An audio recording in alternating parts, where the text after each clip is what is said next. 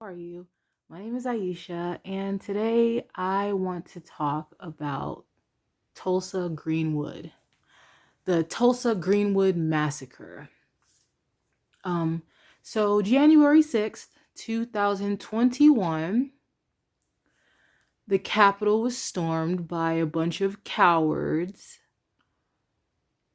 and everyone on the news continued to say that this is not America, this is not who we are.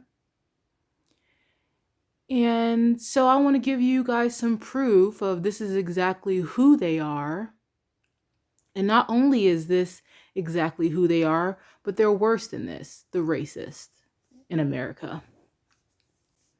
Um, we love to forget history when it's happened to people of color. So America doesn't want to ever talk about its dirty, nasty history of murdering lots of people, of mobs running into neighborhoods and setting things fire. We just like to speak about BLM slash Antifa, whoever you want to blame for the nastiness in America. But I feel the only reason that the media kept saying this is not us, this is not America, is because the mob finally turned on them and the government. See, these racist people, the racist mobs, it was it was all right when they were against the brown people, the black people, the Jews, the whatevers. But when they turned on their own people, that's when it became a problem. And we all know this. January 6th, 2021. So, in case you've never heard about the Tulsa Greenwood Massacre, this happened in 1921, so about 100 years ago.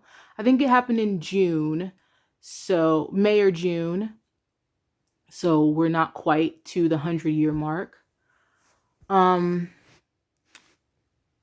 will start reading this. This was a hidden history. It was hidden for decades. They just swept it under the rug. They did their dirt and they swept it under the rug. So here we go. As many as 300 people were killed in 1921 when a white mob attacked the Greenwood district of Tulsa, a thriving black community, and burned it to the ground. So this was Tulsa. This was Greenwood, Tulsa, Oklahoma.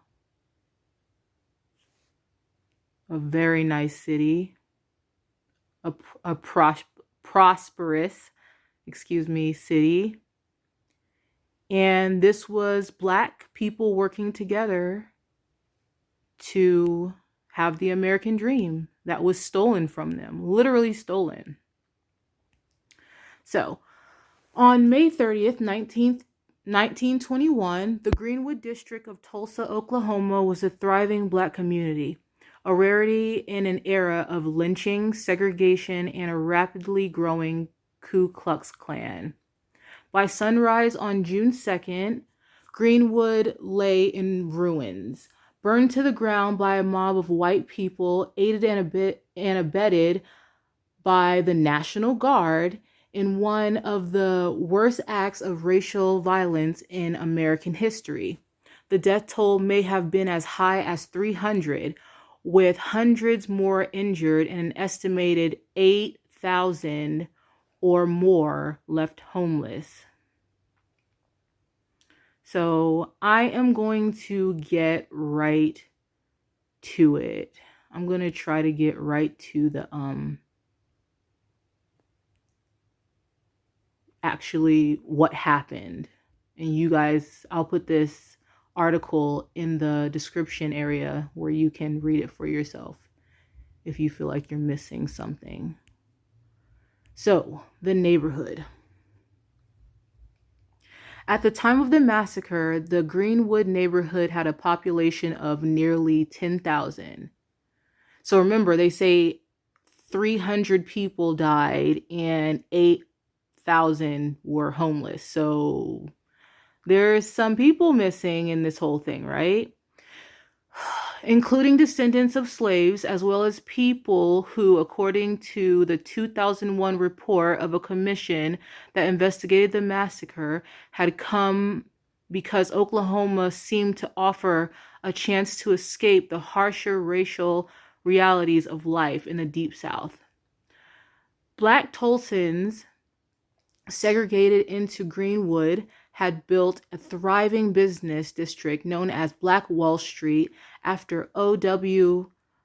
Gurley, a wealthy black landowner from Arkansas. Why would it be spelled Arkansas if it's Arkansas? I've always wondered that. Maybe I'm just dumb. Moved there and started opening businesses for black residents. He named the main street after Greenwood, Mississippi, and the name was later extended to the whole neighborhood. 30 residents owned grocery stores there in 1921, said State Senator Kevin Matthews, a Democrat who represents Tulsa. There were restaurants, hotels, theaters, and transportation services run by black entrepreneurs. That's what people don't know, Mr. Matthews said.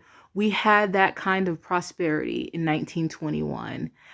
This was Black Wall Street for a reason, and it was burned down and destroyed for a reason. So, debris, furniture, and homes razed to the foundations after the mob passed through. So they were just coming through,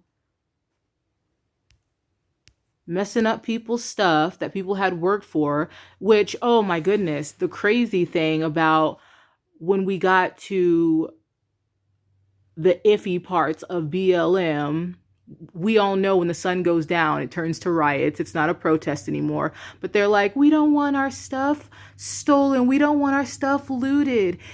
If you loot, you get shot. But just a little under 100 years ago, they were doing the same ish, but they don't want it done to them. Remember that. They don't want it done to them. So the massacre. It began like so much racial violence with a false allegation that a black man had raped a white woman. The man was Dick Rawlin, and he was accused of assaulting Sarah Page, an elevator operator, on May 30th, 1921. Nobody knows for sure what happened, but a common suggestion is that Rawlin may have tripped and, to catch his fall, grabbed Page's arm.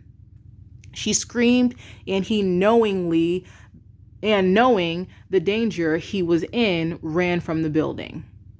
Rawlin was arrested the next day and jailed in the Tulsa County Courthouse, where the sheriff had allowed a lynch mob to kidnap another man the year before. So when the Tulsa Tribune ran an inflammatory article and editorial on May 31st, Black Tulsans had every reason to believe that Rawlin would be lynched, and no reason to believe that the authorities would protect him. So remember, this was in 1921. These people were not loyal. They're still not loyal. Not saying all. I'm just saying, obviously, you can see that our history hasn't changed much. Well, we haven't changed much knowing our history. But can't blame everybody because not everyone knows our history. That evening, as hundreds of white Tulsans shouted for the sheriff to turn Rawlin over, groups of armed black men showed up at the courthouse and told officials they were there to defend it. Oh my gosh, doesn't that sound like some shit that goes on like literally right now?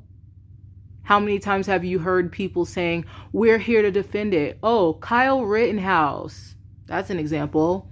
Many white people went off to get their own weapons, and the crowd grew to more than 2,000.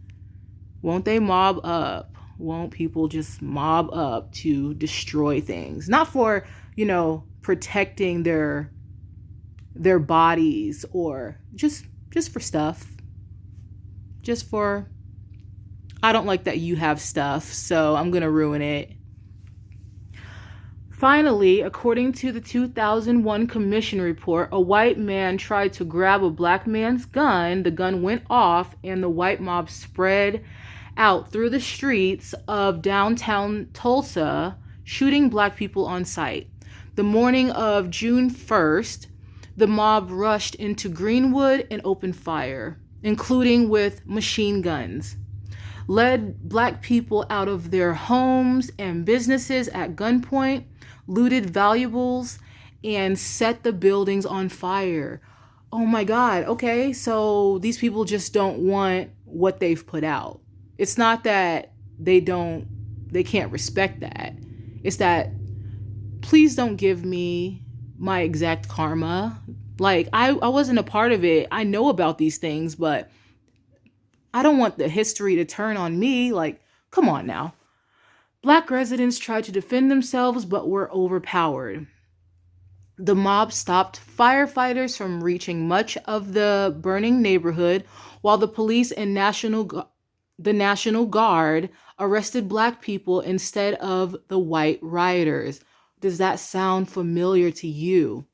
In some cases, members of the National Guard, joined the rioters. So does that not sound like what happened on January 6th? Like, from all walks of life, they came to storm the Capitol building. There were military people in there, ex-military, firefighters, police. So if you have the sense inside of you to fix your mouth to say, why wouldn't black people trust certain things or be a part of certain groups? Look at how America does people. History. Oh, and it's starting to repeat itself all over again. So hopefully we can figure it out. The cover-up. After the massacre, officials set about erasing it from the city's historical records. Victims were buried in unmarked graves. Police records vanished. The inflammatory Tulsa Tribune articles were cut out before the newspapers were transferred to microfilm.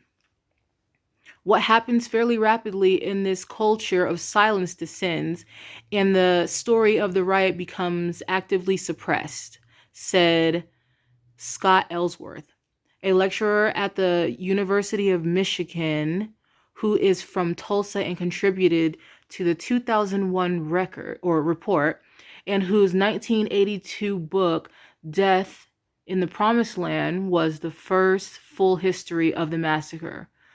Oh my goodness. City officials cleansed the history book so thoroughly that Nancy Feldman, a lawyer of Illinois, started teaching her students at the University of Tulsa about the massacre in the late 1940s. They didn't believe her. So I guess that's where the history of fake news comes from. It's like we're literally repeating history, just coming down the line every 100 years. Actually, less than that, repeating history. Just constantly repeating history. So Mr. Matthews, the state senator, said that even as a black person raised in Tulsa, and even as the grandson of a woman who survived the massacre, he did not learn about it until he was in his 20s. I did not learn about Tulsa, Oklahoma until I was like 28, 29, and I'm 35. So, America, I mean, I guess good job on hiding your dirty work, but whatever comes out in the dark, whatever happens in the dark comes to the light. So, I am not going to read the rest of this, but I will show, we'll go through some pictures. This is ridiculous. What you need to understand is that 10,000 people were displaced or murdered and put into unmarked graves. And they basically just built, I heard baseball fields, just maybe they just put Tulsa, Oklahoma just right over it. A truck carries soldiers and African Americans near the Lytton Hotel during the massacre. Could you imagine how these people feel or felt? Like, seriously, you don't even have a government that is willing to help you. You call the police because there was a lynching or a firebomb. They laugh it off. Literally, Black people have been living like this for centuries. And it's so crazy because people will continue to mock us as if we are just making all this shit up. Like, at this point, if America really cared to protect Black people, nigger would just literally, that word would be illegal. No, if you called a Black person out of their name, you would go to jail. You would get fined. If America really cared, they'd tell the truth. If America truly cared about Black people and the wealth or the health of Black people,